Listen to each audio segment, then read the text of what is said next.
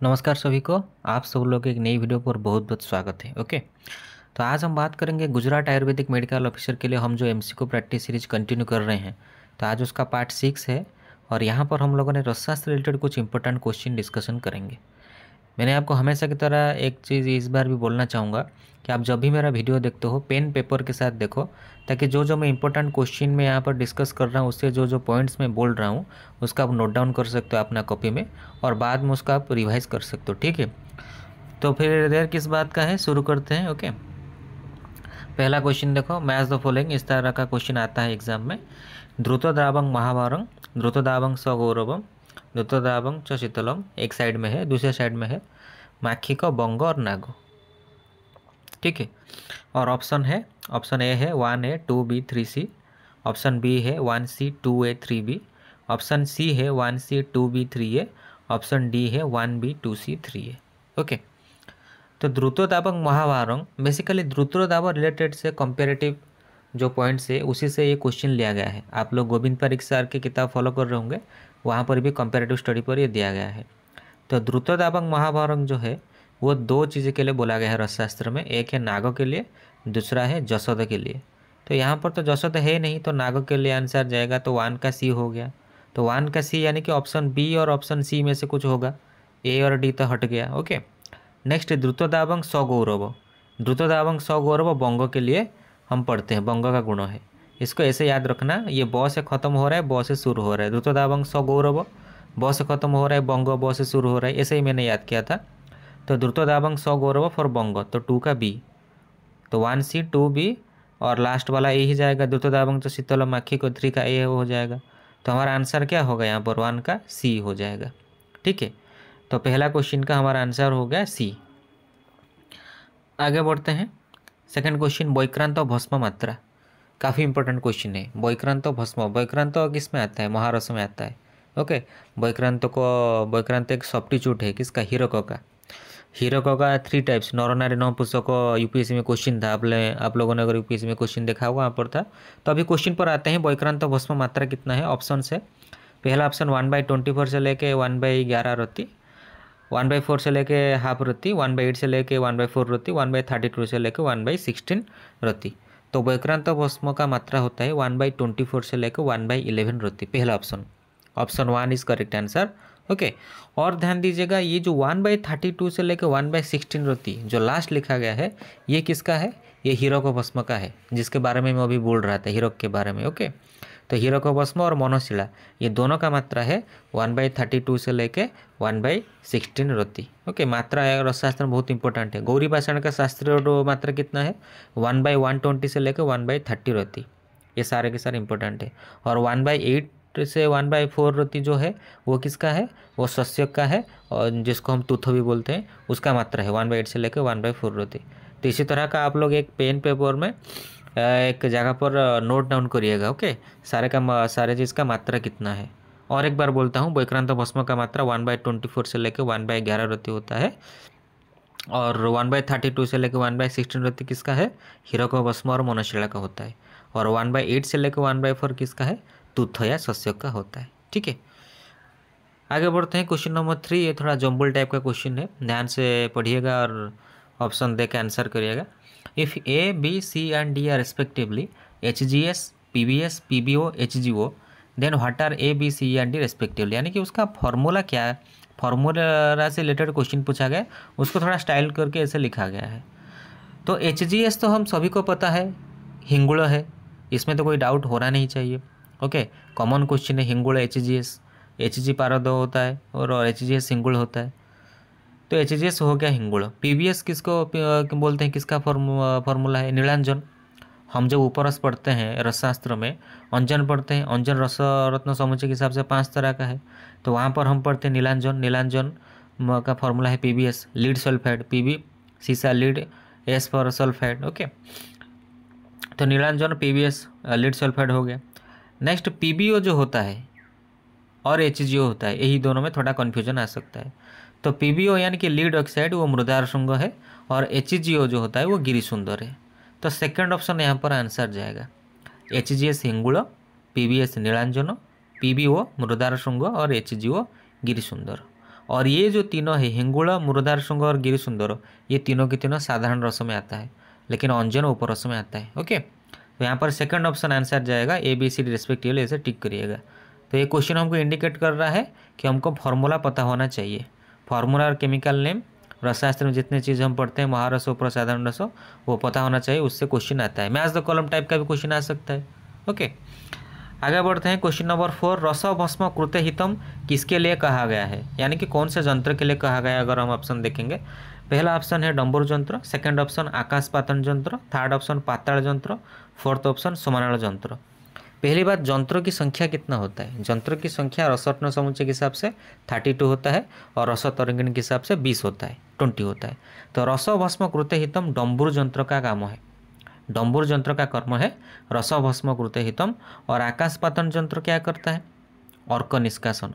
पाताल यंत्र क्या करता है, तैल निष्कासन। तैल में गंधक तैल, भल्लातक तैल, ये तैल का निष्कासन कर्म कौन करता है, पाताल यंत्र। इंपॉर्टेंट क्वेश्चन है। ओके, सेकेंड ईयर में आप लोगों ने ये क्वेश्चन को जरूर फेस किया होगा। नेक्स्ट है समानाल यंत्र। समानाल यंत्र काम क्या है, जारेत गगन आदिकम, ये श्लोक याद रखिएगा, पूरा डायरेक्ट श्लोक ही आएगा एग्जाम में। जारेत गगन, गगन मीन्स अभ्रग, गगन किसका सिनोनिम, अभ्रग का। भारत से अभ्रग सत्व जारण करने में कौन सा यंत्र व्यवहार होता है, समानाल यंत्र। ओके, तो यहाँ पर सवाल था रस भस्म कृते हितम, पहला ऑप्शन आंसर जाएगा डंबुर यंत्र। बाकी 3 यंत्र का काम क्या है वो भी हमने बोल दिया आपको, ठीक है। और डेकी यंत्र एक इम्पोर्टेंट है। ऐसे तो बहुत से यंत्रों अभी डिस्कशन करेंगे तो आधा घंटा लग जाएगा, और एकदम मैं बोल लेता हूँ। मृदंग यंत्र इस्तेमाल करते हैं कृत्रिम हिंगुल निर्माण के लिए, डेकी यंत्र इस्तेमाल करते हैं रस संधान हेतु। ओके, ये सब ध्यान दीजिएगा। क्वेश्चन नंबर 5 देखो, match the following with respect to synonym, पर्यायवाची शब्द के हिसाब से इसको हमको मैच करना है। पहला है रक्त धातु, रंगदा, रंगदायक, रक्तांग। दूसरे साइड में लिखा गया है कंपिलक, गैरिक, स्फटिका और कंकुष्ठ। रक्त धातु गैरिक होता है। रसशास्त्र में हम 2 धातु पढ़ते हैं सिनोनिम में, एक होता है रक्त धातु गैरिक और दूसरा होता है मधु धातु माक्षिक। एम से मधु, एम से माक्षिक, ऐसे ही मैंने याद किया था। और रक्त धातु गैरिक, गैरिक पूरा लाल होता है, रक्त भी लाल होता है। तो रक्त धातु गैरिक, तो 1 का बी जाएगा। 1 का बी यानी कि सेकंड ऑप्शन, बी ऑप्शन या सी ऑप्शन, यही 2 में से कोई आंसर होगा। ए और डी हट गया। रंगदा, रंगदा स्फटिक यानी कि कांखी का सिनोनिम है, तो 2 का सी जाएगा। तो सी ऑप्शन यहाँ पर आंसर हमारा हो गया। तो नहीं, सी ऑप्शन नहीं है, क्योंकि बी और सी दोनों में तो 1 बी 2 सी। ठीक है, आगे बढ़ते हैं। रंगदायक, रंगदायक किसका सिनोनिम है, रंगदायक सिनोनिम है कंकुष्ठ का। कंकुष्ठ उपरस में हम पढ़ते हैं। कंकुष्ठ का कंकुष्ठ 2 टाइप का होता है, नील का, रेणु का। तो 3 का हो जाएगा डी। अभी आंसर हमारा बन गया सी ऑप्शन, 3 का डी कंकुष्ठ हो गया। और रक्तांग कंपिलक को बोलते हैं, कंपिलक। ओके, कंपिलक साधारण रस में आता है। कंपिलक हम द्रव्य गुण पर भी पढ़ते हैं। ओके, यूफोरबिएसी फैमिली से विरेचक होता है। और कंपिलक पहला साधारण रस है। ठीक है, तो 4 का ए आ जाएगा। 1B 2C 3D 4A। तो ये क्वेश्चन भी आपको इंडिकेट कर रहा है आपको पर्यायवाची शब्द हर चीज़ का पता होना चाहिए, महारस, परस, साधारण रस। ठीक है, आगे बढ़ते हैं। Question number 6, which of the following is निर्गंध साग्नि मूर्छना फॉर्मुलेशन। तो पहली बात तो मूर्छना कितने तरह का होता है, मूर्छना 2 तरह का होता है। एक होता है सगंध, दूसरा होता है निर्गंध। सगंध is further classified into 2 types, साग्नि निराग्नि। निर्गंध also further classified into 2 types, साग्नि निराग्नि। सवाल पूछा है निर्गंध साग्नि मूर्छना, निर्गंध भी होगा और साग्नि मूर्छना। कज्जली तो नहीं होगा, क्योंकि कज्जली तो निराग्नि है और कज्जली सगंध मूर्छना में आता है। कज्जली तो बिल्कुल नहीं होगा। रस सिंदूर, रस सिंदूर सगंध है लेकिन वो भी साग्नि है। ओके, लेकिन यहाँ पर निर्गंध पूछा है तो रस सिंदूर भी नहीं होगा। मुग्ध रस, मुग्ध रस तो निर्गंध निराग्नि है, वो भी नहीं होगा। तो बचा क्या, रस पुष्प, वही होगा। तो रस पुष्प इज निर्गंध साग्नि मूर्छना फॉर्मुलेशन। और रस पुष्प रस कर्पूर भी है। रस पुष्प रस कर्पूर ये दोनों निर्गंध साग्नि मूर्छना फॉर्मुलेशन। और इसका ये दोनों का फॉर्मूला भी पूछा जाता है, ध्यान दीजिएगा। रस पुष्प का फॉर्मूला है Hg2Cl2, रस कर्पूर का फॉर्मूला है HgCl2। ओके, दोबारा बोलता हूँ, रस पुष्प का फॉर्मूला है Hg2Cl2, रस कर्पूर का फॉर्मूला है HgCl2। और रस कर्पूर रस पुष्प ये दोनों के दोनों निर्गंध साग्नि मूर्छना के अंदर आता है फॉर्मुलेशन में। ठीक है, आगे बढ़ते हैं। क्वेश्चन नंबर 7, इफ ताम्र भस्म is taken as 2 mg then मात्रा ऑफ शुद्ध गंधक इन पंचामृत property. Options are 32 mg, 16 mg, 8 mg, 4 mg। तो पहली बात तो पंचामृत प्रॉपर्टी में क्या क्या चीज़ आते हैं? पंचामृत प्रॉपर्टी में 5 चीज़ आता है, गंधक, पारद, कांतलौह, वज्र अभ्रक, ताम्र। ये सीक्वेंस है। गंधक सबसे ज़्यादा मात्रा में होता है, ताम्र सबसे कम मात्रा में होता है। तो हमको अगर रेशियो पता चल जाएगा, हम ये मैथमेटिक्स कर लेंगे कैलकुलेशन। तो उसका कॉमन रेशियो होता है, आप लिख लो 8:4:2:1:1/2। सबसे कम मात्रा में ताम्र, ताम्र अगर हाफ मात्रा में होगा, हाफ mg होगा, तो गंधक 8 mg, यानी कि ताम्र से 16 गुना ज़्यादा गंधक है। तो ताम्र से अगर 16 गुना ज़्यादा गंधक है, यहाँ पर सवाल दिया गया है ताम्र भस्म 2 mg है, तो 2 mg का 16 गुना 32 mg आंसर जाएगा। Option A is the correct answer. Okay, तो इसे इसको ध्यान दीजिएगा। तो 7 का option 1। Okay, next question number 8, match the following with respect to शोधन द्रव्य। ये सारे के सारे रत्न का नाम लिखा गया है, पुष्पराज, नीलम, गोमेद, वैधूर्य एक साइड में, दूसरे साइड में लिखा गया कुलत्थ, गोरोचन, नीलिरस, त्रिफला क्वाथ। अच्छा एक चीज़ बताइए, ये जो कुलत्थ लिखा गया हम अग्र प्रकरण में पढ़ते हैं चरक सूत्र 25 में, कुलत्थ किसके लिए अग्र प्रकरण है? कुलत्थ अम्लपित्त जनानांग हम पढ़ते हैं।